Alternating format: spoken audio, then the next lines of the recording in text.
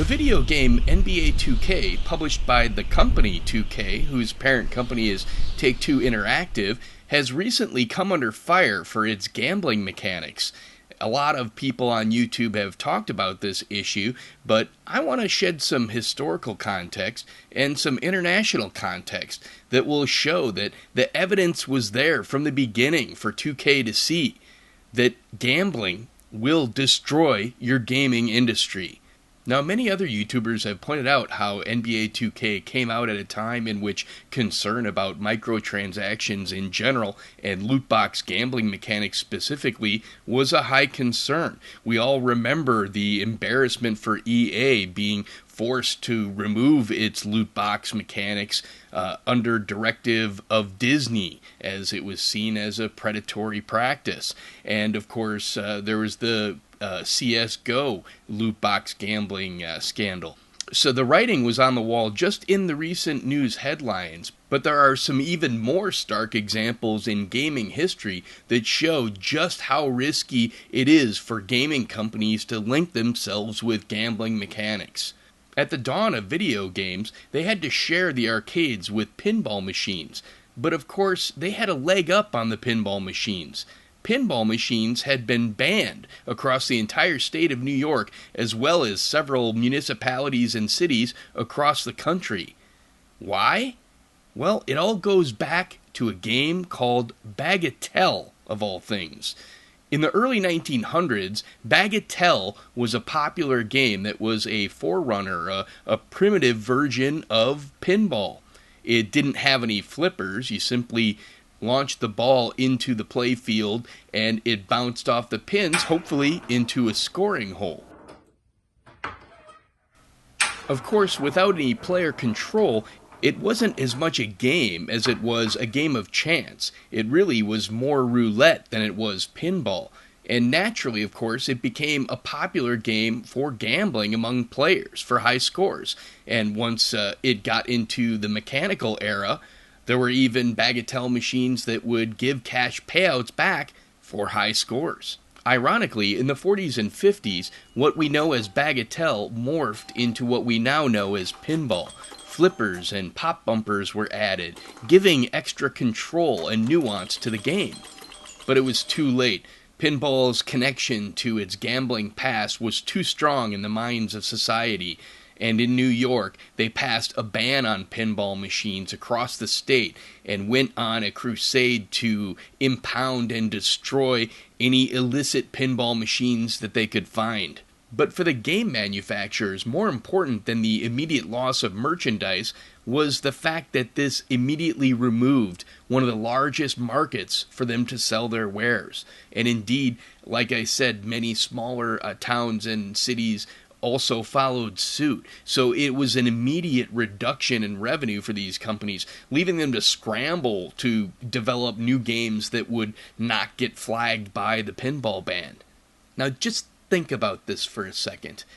The ban was initiated in the early 1940s. The ban was not lifted until the mid-1970s. For 3 decades, one of the largest markets in the country was cut off to the pinball industry. Think of how much that damaged the earnings potential over 3 decades. I remember as a young kid going to arcades in the early 80s, and I remember seeing on the pinball machines there was a stamp that said, "For amusement purposes only," and I always thought that was just the weirdest, dumbest thing. And one time I said it out loud, and I'm like, God, why does it say "for amusement only"? And someone said, "Oh, it's so so it's not gambling." And I'm like, what?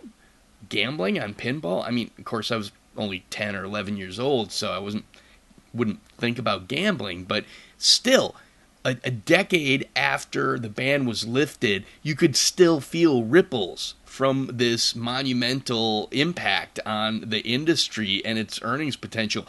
Gaming companies, pinball machine companies, were worried that they might be associated with that gambling past. Now, I know what you're thinking. You're thinking, okay, this is some pretty obscure history, so it's not surprising that 2K and Take-Two Interactive wouldn't know about this. But That's just not true. Any companies that get to the level they have, where you're dealing with hundreds of millions of dollars, they have teams of lawyers, accountants, risk management people who it's their job to notice industry trends, not just in recent times, but historically.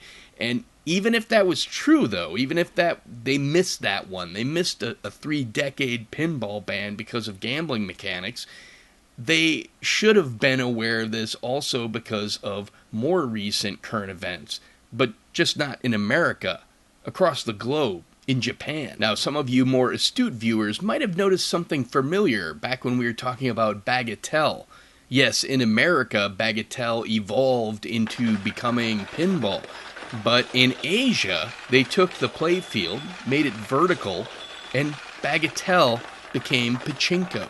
And in Japan, there is no legal gambling. But pachinko parlors got around this rule by simply paying out tokens. But the tokens could be redeemed at the box office for cash. So it was essentially gambling. And because it could get around Japan's gambling laws, and thus was the only way to legitimately be gambling, the pachinko industry flourished. This resulted in Japan passing new regulations on pachinko parlors, such as limiting the amount of payout that a machine can deliver to the player to deal with the gambling addictive issues for the game.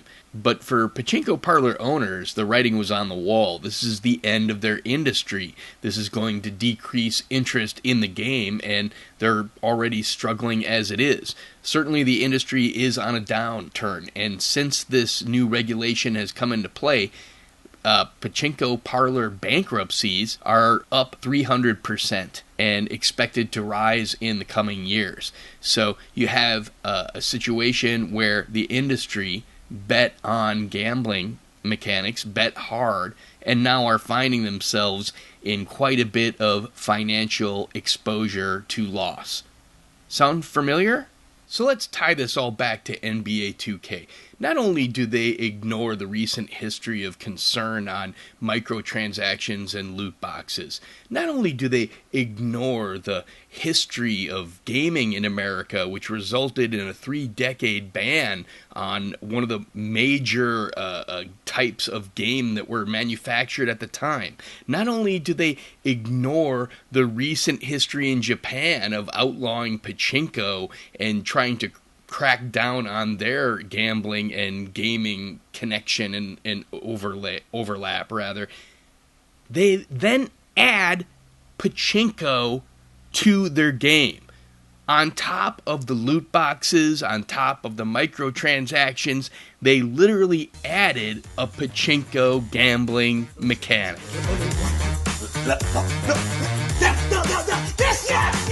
NBA 2K20 might have set a new bar when it comes to looking like a virtual casino. Because a new trailer for the game reveals that it has a straight-up slot machine. Ha ha ha! We do not call that gambling. Surprise, surprise! I mean, it's stunning when you think about it. It's asking for the government to intervene. It's saying, we know that this is something that you won't like, but the money potential is so high, we can't control ourselves. It's asking for the government to intervene. And you know, even that pachinko thing is going to hurt video game companies. Everybody knows about Konami and how they, in recent years, have announced that pachinko machines and mobile games are going to be their focus, to the point that their console games, their narrative games, have slowed to a crawl, barely releasing a fraction of what they used to put out.